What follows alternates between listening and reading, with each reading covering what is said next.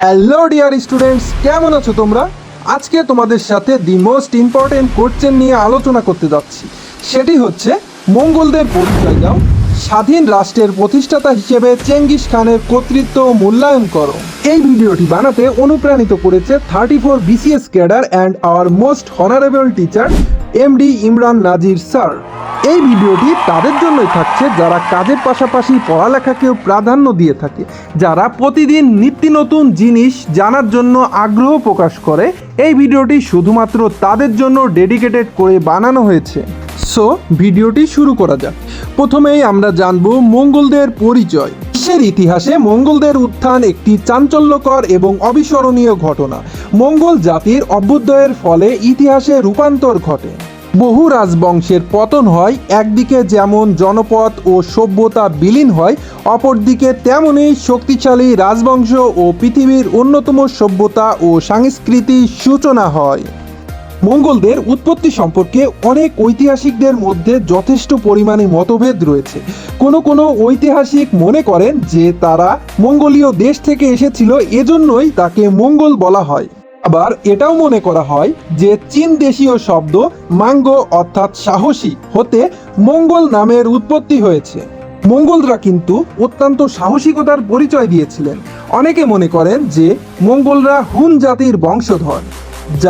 যাযাবর জাতি বিচ্ছিন্নভাবে গোবি মরুভূমির উত্তর অঞ্চল থেকে আরম্ভ করে মধ্য এশিয়ার পূর্বাংশ পর্যন্ত বিস্তীর্ণ বনভূমি পর্যন্ত তারা বসবাস করে। তাদেরকে আবার তাতার বলেও অভিহিত করা হয়েছিল।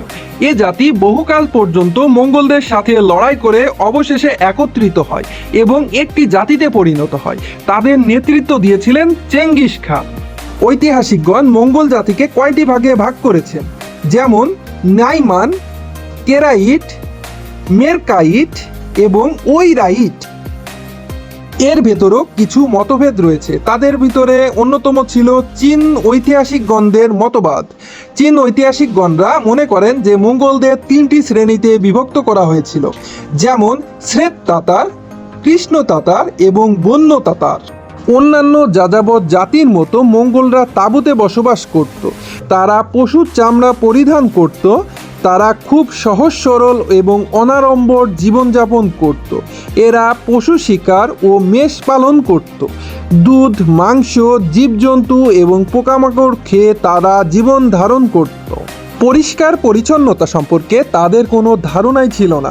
এদের কিছু সংখ্যক ছিল খ্রিস্টান, তবে অধিকাংশই সূর্যের পূজা করত।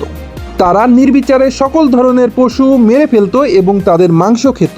এমনকি কুকুর, শূকর অনুরূপ কোনো জীবজন্তুই তারা বাদ দিত না। এটা কথা থেকে বোঝা যায় এবং প্রমাণিত হয় যে মঙ্গলরা ছিল অসভ্য যাযাবর জাতি, এবং এটা তাদের চরিত্র এবং বৈশিষ্ট্যে পরিলক্ষিত হয়। চেঙ্গিস খানের পিতামহ কাবুল খানের নেতৃত্বে মঙ্গলরা ঐক্যবদ্ধ হয়ে ওঠে এবং 1138 থেকে 39 খ্রিস্টাব্দে কিন সাম্রাজ্যের বিরুদ্ধে যুদ্ধ ঘোষণা করে। মঙ্গলদের এ বিদ্রোহের নায়ক ছিলেন কাবুল খানের ভ্রাতৃপুত্র ইসুজাই, আর ইসুজাইয়ের পুত্র ছিলেন চেঙ্গিস খান। কাবুল খানের বলিষ্ঠ নেতৃত্ব মঙ্গল জাতির চেতনাবোধ উদ্বুদ্ধ হয়ে নিজেদের অস্তিত্ব সম্বন্ধে সজাগ হয়ে ওঠে। অতঃপর দ্বাদশ শতাব্দীর শেষের দিকে মঙ্গল রাজা চেঙ্গিস খান তাদেরকে সুসংগঠিত করে একটি শক্তিশালী সামরিক জাতি হিসেবে বিশ্বের ইতিহাসে পরিচয় করিয়ে দেন। এবার আমরা জানতে চলেছি মঙ্গল সাম্রাজ্যের প্রতিষ্ঠাতা হিসেবে চেঙ্গিস খানের অবদান। চেঙ্গিস খান ও তার উত্তরসূরিরা বিজয় অভিযান সমগ্র বিশ্বকে শুধু হতবাগী করেনি, বরং তৎকালীন সমাজ ব্যবস্থা, রাজনৈতিক কাঠামো, ধর্মীয় ভাবধারা ও এদের উপর প্রভাব বিস্তার করে। চেঙ্গিস খান ছিলেন মধ্য এশিয়ার মধ্যযুগের একজন শ্রেষ্ঠ বিজেতা। মঙ্গলদের উপর নিজ প্রাধান্য সুদৃঢ় করে চেঙ্গিস খান রাজ্য জয়ে মনোনিবেশ করেন। তিনি সুস্থ সবল কর্মক্ষম যুবকদের নিয়ে একটি বিশাল শক্তিশালী সৈন্যবাহিনী প্রতিষ্ঠা করেন এবং সে শক্তিশালী বাহিনীকে ঘোড়া, তরবারি ও তীর ধনুক দিয়ে সুসজ্জিত করেন। চেঙ্গিস খানের সাহসিকতা, রণকৌশল, বুদ্ধিমত্তা ও রাজ্য বিস্তারের জন্য সে আজ ইতিহাসে অমর হয়ে আছেন। সে কিন্তু রাজ্য বিজয়ের জন্য বিভিন্ন জায়গায় বিভিন্ন বংশের উপরে অভিযান পরিচালনা করেন। তাদের মধ্যে অন্যতম কিছু বংশ রয়েছে, তেমন হচ্ছে শাং বংশের বিরুদ্ধে অভিযান, কিং বংশের বিরুদ্ধে অভিযান এবং বিভিন্ন বংশের বিরুদ্ধে সে অভিযান পরিচালনা করেন। চেঙ্গিস খান প্রথমে শাং বংশের বিরুদ্ধে যুদ্ধ অভিযান করেন। 1211 খ্রিস্টাব্দে তিনি শাং বংশের অধিকাংশ স্থান দখল করে তিনি রাজ্যভুক্ত করে নেন। চেঙ্গিস খান শাং বংশের অধিকাংশ স্থান দখল করার পর তিনি কিং বংশের দিকে অগ্রসর হন। 1214 খ্রিস্টাব্দে চেঙ্গিস খান কিং বংশের বিরুদ্ধে যুদ্ধ অভিযান শুরু করেন।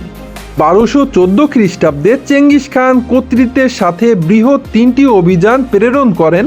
পিকিং সহ উত্তর চীন এবং বৃহৎ অংশ নিজ দখলে নিয়ে আসেন। পিকিং অবরোধ করার এবং রাজ্যভুক্ত করে নেয়ার ফলে রাজা ভীত হয়ে পড়েন। কোনো উপায় না দেখে তিনি সন্ধির প্রস্তাব পাঠালেন। শর্ত অনুযায়ী চেঙ্গিস খানকে প্রচুর নগদ অর্থ, মূল্যবান পাথর এবং মণিমুক্তা ইত্যাদি উপহার দেওয়া হলো। একটা মজার বিষয় হলো, আমরা সকলে তাকে চেঙ্গিস খান নামে জানলেও তার নাম আসলে ছিল তেমুজিন। তেমুজিন শব্দের অর্থ ব্ল্যাক স্মিথ। চেঙ্গিস খান উপাধি তিনি পরে পেয়েছিলেন। চেঙ্গিস শব্দের অর্থ বিশ্ব নেতা এবং খান শব্দের অর্থ শাসক। এই উপাধিটা তাদের লিডার বা মঙ্গোলিয়ান লিডারদের দেওয়া হতো। তার মানে কি দাঁড়াচ্ছে জানেন? চেঙ্গিস খান শব্দের অর্থ কি? চেঙ্গিস খান মানে হচ্ছে সারা বিশ্বের শাসক, অর্থাৎ তার নামের সাথে কিন্তু তার কর্তৃত্বের হুবহু মিল ছিল। চেঙ্গিস খান টেংরি ধর্ম পালন করতেন। এটি মধ্য এশিয়ার সবথেকে পুরনো একটি ধর্ম। আজও মঙ্গোল এরিয়ায় কিছু উপজাতি তারা টেংরি ধর্ম পালন করে। তো ডিয়ার স্টুডেন্ট, আজকের ভিডিওটি এই পর্যন্ত কি সমাপ্ত হলো। নতুন পর্ব দেখার জন্য আপনাদের আমন্ত্রণ রইল এবং ওয়েট করবেন যেন নতুন পর্ব খুব শীঘ্রই আমরা আনতে পারি।